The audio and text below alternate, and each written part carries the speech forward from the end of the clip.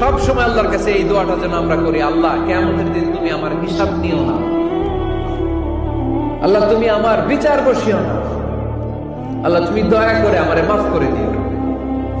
আল্লাহ যার বিচার করবেন ও জাহান্নামে যাবে, আর যার বিচার করবেন না সে জান্নাতে যাবে।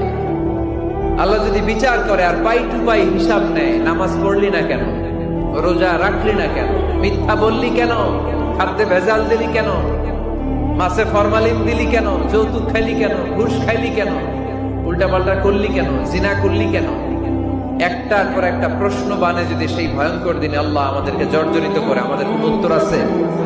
সেদিন আমাদের বাঁচার কোন উপায় আছে? তাই আমরা সবাই আল্লাহর কাছে দোয়া করবো, আল্লাহ কোনো বিচার টিচার মানি না, কোনো বিচার করতে পারবো না, দয়া করবা। কথা কয় না? কি করবে? এবার আওয়াজ করে বলেন, বিচার চান না দয়া চান?